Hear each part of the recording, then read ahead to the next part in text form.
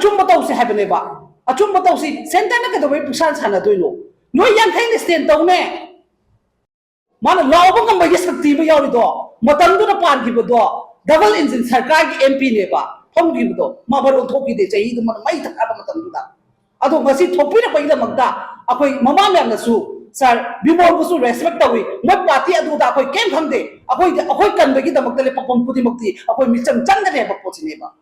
तसेंग अखोई मीटिंग अब पांथोक्तना खोतना तौबनिना अखोई लम लम दगी लाइबा माइबेल पुना मकम पांथोमिनबदगी नुमित अखोई मफम अनि खक चक्प फंगजखी फंगिबल मफम अनि दुदी अखोई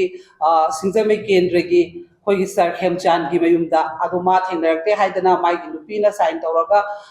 अखोई ओसी कॉपी दा अखोई साइन अमम लौजबनी अदुगी मतुंगदा मखोई स्पीकर दा चलगा मागी सु मीडिया दति दुम थोकि थोखरबनी अदुगा नेक्स्ट मंडे दगी सु अखोई अते अते लेबा मिनिस्टर एमएलए सिंह सिगी अदुम अखोई से चंगजलगा लाकपनी मोय मोय द मेमोरेंडम से पीरेगा हारिबा पोच खनगदबनी नोय अमता ओइगदबनी नोय तोंगान तोंगान तौबे यारोय नोय पुन्ना थबक तौमिनगदबनी हाइदना अखोई अदुम चंगजल लाई ऑपोजिशन की मंगासु मखोई की साइन लौदना खोदना तौवे अदुगा रूलिंग की दसु अनंबना लौई मिनिस्टर सिंह तसेंगना मागी आरोना पीरपा अखोई पियारोना दुदगी मसा थेंगरपा यावी अदुमाइन तौदना साइन से लौरा लापदा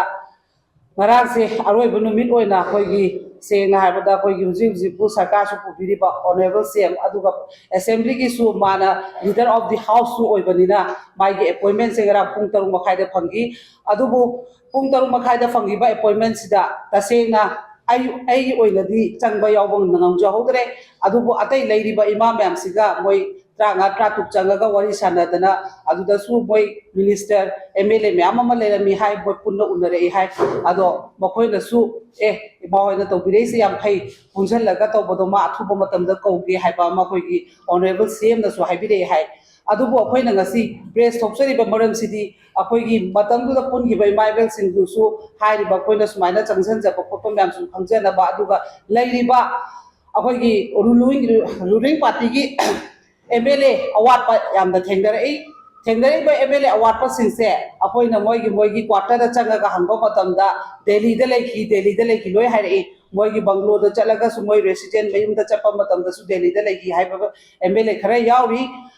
अदुना मरम ओरगा अखोइ ngasi इमासिंग मीटिंग तौरिसे अतै केगी नते लैखिबा दिल्ली दा लैखिबा एमएलए सिंगदो होय नाबा येकपा यावबदुना यावबो ओइरे मखोइगिदि तसेंगा सोशल मीडिया ददि खंगदे मोइगी असेंबा रिपोर्ट तुमा पीबा नाबगी दमक्ता लैबनी हाबगी मोइ रिपोर्ट पीबीबा नतदना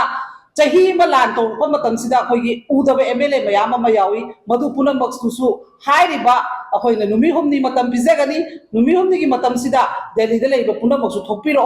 थोमिनरगा सिदा लैरिबा कांगुसिगा पुन्ना असेंबली दा इमरजेंसी सेक्शन से अमा खतंग फमदबे यारोय अखोइना लीडर दसु हाइजरबनिना हुजिसु लीडर दसु एक्सेप्ट तौरबनिना लीडर सु एक्शन तौगे अदु हाइबतु नतबिदा डायरेक्टली माना वीक अमगी मनुंगदा मसी कौनबो होनबियु अदुगा दिल्ली दा लैबा कांगुसिना ट्यूसडे अखोई 3 days की मनुंगदा थोपिरकनबा नाबे येको यावबदुना यावबो ओरे नतबा सिंदुदि थोपिरो हाइबा पोतुनी दिल्ली हाइबा लमसे ममा सिंग योरपा ngमोय हाइबसु खनबिगनु अदो मधुमाइना सुन फ्रैक्शन ताना लैरगदी अखोई ngasi लेबा कमाइना कनमिनदोइनो हाइबा ममा सिंगी मसी अखोइगी कनोनि फिरेनी अदुना थोपिरागा करीनो तौबो याबा प्रजाना करी पांसलोगे ममा सिंग कैदोगे लैरिबा 50 ना कैदोगे हाइबसे पुन्ना ताना मिनबा मतम ओइरे अदुना मरम ओइरगा अमु हनसु हाइजरिसिनी दिल्ली दा लैरिबा एमएलए मंत्री थुना थोपिरो नुमी हुमदिगी मनुंगदा नागिबना नागिरे अदो मसी हाइबा पोसिदा कैगुंबा तौरक्तबा तारगदी मसीगी खुदोंग चाबा नोइदा कैगुंबा अमा अखोइ ममा सिंगा लौरपा मतमदसु नोइ वारोबो यारोय मरमदी ओरेबा सिचुएशन से नोइ फ्रैक्शन लैबा मतम नतेबा मांगी से नोइ अमत नतेबा नोइ यांखैगिदि कनागुंबी अमता ngasi बौतो मांगदेबा इमुंग मनु फैमिली ओरो कनागुंबी अमता मांगदेबा मांगी से लाइरबा प्रजा कैसु खंगजदना सुनर नोंगो चाबा ngasi मक्ता सु पौतागी अमा रिलीफ कैम्प दा लैबा अंगांग अमा थौरी यालमे दुनि मसी पुना मसी नोइ येंबा ngमिब्राबा सी येंबा ngमिब्राबा नोइ सु अमतंगि पाकुम पिबियोबा कोइना हारिबा तौरिबा ममासिना थांजगिबा तंगसमसे नेवी अंगांग अमा लैखिदबदो मा नेवी ने मागी पे चप चाना फंगिबने अदो मा थोलक्तना इरमदम कंदबे यादे हाइदना थवाई खुबाक्ता हाकिबने अदो नोइ लैरिबा नोइ यांखैना सरिसदा ꯐꯨꯗ ꯌꯥꯗꯦ ꯆꯩꯗ ꯌꯥꯗꯦ ꯁꯤꯗ ꯀꯟꯅ ꯉꯥꯡꯉꯨꯔꯦ ꯁꯣꯝ ꯁꯥꯎꯔꯛꯀꯅꯤ ꯅꯣꯏ ꯇꯧꯏꯕ ꯅꯣꯏꯒꯤ ꯊꯧꯗꯥꯡꯗꯣ ꯀꯔꯤꯒꯤ ꯂꯧꯗ꯭ꯔꯤꯅꯣꯕ ꯑꯉꯥꯡꯗꯨꯗꯤ ꯃꯥ ꯃꯆꯥꯗ ꯊꯣꯛꯆꯔꯒ ꯊꯧꯗꯥꯡ ꯂꯧꯗꯅ ꯊꯋꯥꯏꯅ ꯄꯣꯟꯊꯥ ꯑꯣꯏꯈ꯭ꯔꯦꯕ ꯅꯣꯏ ꯀꯩꯗꯧꯔꯤꯒꯦꯕ ꯅꯣꯏ ꯃꯌꯥꯝꯁꯤꯕꯨ ꯑꯩꯈꯣꯏꯅ ꯀꯩꯗꯧ ꯍꯥꯏꯕꯅꯣꯕ ꯅꯣꯏꯅ ꯇꯜꯂꯦ ꯇꯁꯦꯡꯅ ꯑꯩꯈꯣꯏ ꯌꯥꯎꯅꯤꯡꯗ꯭ꯔꯦ ꯍꯥꯏꯔꯒ ꯅꯁꯥꯅ ꯔꯤꯖꯥꯏꯟ ꯇꯧꯊꯣꯛꯑꯣꯕ ꯅꯣꯏꯅ ꯈꯜꯂꯤꯕꯁꯤ ꯀꯔꯤꯅꯣꯕ ꯅꯣꯏ ꯃꯌꯥꯝꯒꯤ ꯋꯥꯈꯜꯁꯦ ꯁꯣꯝꯗ ꯔꯤꯂꯤꯐ ꯀꯦꯝꯞꯇ ꯑꯩꯈꯣꯏꯅ ꯐꯅ ꯂꯝ ꯑꯃꯗ ꯆꯠꯂꯨꯕ ꯃꯇꯝꯗ ꯑꯩꯈꯣꯏ ꯊꯥ ꯐꯥꯅ ꯃꯤꯔꯝꯗ ꯂꯩꯅꯤꯡꯕ꯭ꯔꯥꯕ ꯑꯝꯇ ꯍꯥꯏꯕꯤꯌꯣꯕ ꯉꯁꯤ ꯆꯍꯤ ꯑꯃꯒ ꯊꯥ ꯑꯅꯤ ꯍꯦꯜꯂꯕꯁꯦ ꯃꯌꯨꯝ ꯃꯩ ꯆꯥꯛꯇꯅ ꯇꯧꯐꯝ ꯂꯥꯛꯐꯝ ꯈꯪꯗꯅ ꯂꯩꯔꯛꯏ ꯉꯥꯛꯇꯅꯦꯕ ꯑꯉꯥꯡꯗꯣ ꯑꯦꯅꯤ ꯑꯃ ꯑꯣꯏꯔꯣ ꯃꯥꯅ ꯉꯁꯤ ꯁꯣꯏꯁꯥꯏꯠ ꯇꯧꯔꯛꯏꯕ ꯄꯣꯠꯇꯣ ꯀꯔꯤꯅꯣ ꯍꯥꯏꯕꯗꯣ ꯅꯣꯏ ꯋꯥꯈꯜ ꯃꯨꯟꯅ ꯈꯟꯕ ꯃꯇꯝ ꯌꯧꯔꯕꯅꯦꯕ ꯀꯅꯥꯅ ꯄꯦꯟꯗꯣꯔꯤꯅꯣꯕ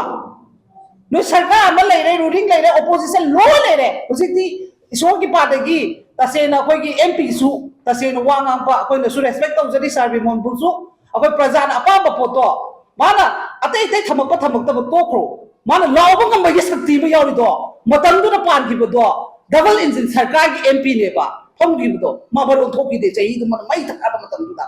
ꯑꯗꯣ ꯉꯁꯤ ꯊꯣꯛꯄꯤꯔꯛꯄꯒꯤꯗꯃꯛꯇ ꯑꯩꯈꯣꯏ ꯃꯃꯥ ꯃꯌꯥꯝꯅꯁꯨ ꯁꯥꯔ ꯕꯤꯃꯣꯜꯕꯨꯁꯨ ꯔꯦꯁꯄꯦꯛ ꯇꯧꯏ ꯃꯣꯏ ꯄꯥꯔꯇꯤ ꯑꯗꯨꯗ ꯑꯩꯈꯣꯏ ꯀꯩꯝ ꯈꯪꯗꯦ ꯑꯩꯈꯣꯏ ꯀꯟꯕꯒꯤꯗꯃꯛꯇ ꯂꯦꯞꯄꯐꯝ ꯈꯨꯗꯤꯡꯃꯛꯇꯤ ꯑꯩꯈꯣꯏ ꯃꯤꯆꯪ ꯆꯪꯒꯅꯤ ꯍꯥꯏꯕ ꯄꯣꯠꯁꯤꯅꯦꯕ ꯑꯦꯅꯤ ꯄꯥꯔꯁꯟ ꯑꯩꯈꯣꯏꯒꯤ ꯂꯩꯔꯤꯕ ꯔꯨꯂꯤꯡꯗ ꯂꯩꯔꯒꯁꯨ ꯇꯁꯦꯡꯅ ꯏꯔꯝꯗꯝꯒꯤ ꯏꯆꯥꯁꯤꯡꯒꯤ ꯊꯣꯛꯄ ꯃꯤꯗꯣ ꯃꯃꯥꯁꯤꯡ ꯂꯦꯞꯀꯅꯦꯕ ꯄꯨꯝꯅꯃꯛꯀꯤ ꯂꯦꯞꯀꯅꯦꯕ ꯑꯩꯈꯣꯏꯗꯤ ꯑꯆꯨꯝꯕ ꯇꯧꯁꯤ ꯍꯥꯏꯕꯅꯦꯕ ꯑꯆꯨꯝꯕ ꯇꯧꯁꯤ ꯁꯦꯟꯇꯔꯅ ꯀꯩꯗꯧꯕꯩ ꯄꯨꯛꯁꯥꯟ ꯁꯥꯟꯅꯗꯣꯏꯅꯣ ꯅꯣꯏ ꯌꯥꯡꯈꯩꯅ ꯁ꯭ꯇꯦꯟ ꯇꯧꯅꯦ ꯀꯔꯤꯗꯧꯕꯩ ꯁꯦꯟꯇꯔ ꯁꯥꯟꯅꯗꯣꯏꯅꯣ ꯅꯣꯏ ꯌꯥꯡꯈꯩꯅ ꯁ꯭ꯇꯦꯟ ꯇꯧꯕ ꯉꯝꯗꯕꯗꯩꯅꯤ ꯉꯁꯤ ꯁꯦꯟꯇꯔꯅ ꯈꯨꯗꯣꯡꯆꯥꯕ ꯂꯧꯔꯛꯏꯁꯦ ꯉꯁꯤ ꯑꯩꯒꯤ ꯌꯨꯝꯗ ꯊꯣꯡꯒꯗꯕ ꯍꯤꯟꯖꯥꯡꯗꯣ ꯊꯪꯅꯕ ꯌꯨꯝꯗꯨꯅꯅꯦ ꯅꯪ ꯁꯤ ꯍꯤꯟꯖꯥꯡ ꯊꯣꯡꯉꯨ ꯑꯣꯔꯗꯔ ꯄꯤꯔꯛꯏꯗꯣ ꯀꯩꯒꯤꯅꯣ ꯅꯪꯒꯤ ꯐꯦꯃꯤꯂꯤꯗꯨꯗ ꯃꯇꯤꯛ ꯆꯥꯗꯕꯗꯒꯤ ꯐꯦꯃꯤꯂꯤ ꯃꯇꯤꯛ ꯆꯥꯍꯟꯕꯁꯦ ꯀꯅꯥꯒꯤ ꯗꯥꯏꯇꯅꯣ ꯐꯝꯃꯤꯕ ꯃꯤꯅꯤꯁꯇꯔ 12 ꯆꯠꯈ꯭ꯔꯦ ꯃꯣꯏꯒꯤꯁꯨ ꯌꯥꯝ ꯔꯦꯁꯄꯣꯟꯁꯤꯕꯤꯂꯤꯇꯤꯅꯤ ꯑꯃꯠꯇꯗ ꯗꯥꯏꯇ ꯅꯠꯇꯦꯕ ꯅꯣꯏ ꯅꯁꯥꯒꯤ ꯈꯟꯕ ꯃꯇꯝ ꯅꯠꯇꯦꯕ ꯅꯤꯡꯁꯤꯡꯉꯣꯕ ꯗꯦꯕꯤꯅ ꯁꯤꯒꯤꯗꯣ ꯀꯩ ꯃꯔꯝꯒꯤꯅꯣꯗꯣ ꯁꯤ ꯄꯨꯝꯅꯃꯛꯁꯦ ꯍꯥꯏꯔꯒꯁꯨ ꯅꯣꯏ ꯋꯥꯔꯧꯕꯤꯒꯅꯨ ꯄꯦꯜꯂꯛꯇꯗꯅ ꯃꯃꯥ ꯃꯌꯥꯝꯁꯤꯅ ꯍꯥꯏꯔꯛꯄꯅꯤ ꯈꯟꯕꯤꯌꯨ ꯁꯤꯗ ꯑꯂꯥꯅ ꯑꯩꯉꯣꯟꯗ ꯑꯦꯇꯦꯛ ꯇꯧꯕ ꯑꯃ ꯇꯧꯕ ꯀꯩꯝ ꯈꯟꯕꯤꯒꯅꯨ ꯑꯩ ꯑꯃ ꯁꯤꯈ꯭ꯔꯒꯁꯨ ꯑꯩ ꯆꯥꯕ ꯊꯣꯛꯂꯛꯀꯅꯦꯕ ꯃꯃꯥꯒꯤꯗꯤ ꯃꯃꯥꯗꯤ ꯑꯐꯕ ꯐꯠꯇꯕ ꯂꯣꯏꯅꯃꯛꯀꯤ ꯃꯃꯥꯅꯦꯕ ꯐꯠꯇꯕꯗꯨꯕꯨ ꯑꯐꯕꯗ ꯆꯨꯝꯊꯣꯛꯁꯤ ꯍꯥꯏꯗꯅ ꯍꯣꯠꯅꯔꯛꯄ ꯃꯃꯥ ꯉꯥꯛꯇꯅꯦꯕ ꯑꯗꯨꯅ ꯑꯆꯨꯝꯕꯗ ꯇꯧꯕꯤꯔꯣ ꯋꯤꯛ ꯑꯃ ꯄꯤꯖꯔꯤ ꯑꯣꯅꯔꯦꯕꯜ ꯁꯤएमꯗꯁꯨ ꯊꯨꯅ ꯀꯧꯕꯤꯅꯤ ꯉꯔꯥꯡ ꯏꯃꯥꯁꯤꯡꯗ ꯄꯤꯔꯛꯄ ꯀꯩꯅꯣꯗꯣ ꯀꯃꯤꯠꯃꯦꯟꯗꯣ ꯃꯗꯨ ꯄꯥꯡꯊꯣꯛꯄ ꯉꯝꯕꯤꯌꯨ ꯑꯗꯨꯒ ꯗꯦꯜꯂꯤꯗ ꯆꯠꯂꯤꯕ ꯂꯩꯈꯤꯕ ꯅꯥꯕ ꯅꯠꯇꯅ ꯑꯇꯣꯞꯄ ꯑꯩꯈꯣꯏꯗꯤ ꯁꯤꯗ ꯂꯩꯔꯒ ꯂꯣꯠꯂꯅꯤ ꯈꯟꯕꯗꯣ ꯗꯦꯜꯂꯤ ꯌꯧꯔꯛꯀꯅꯤ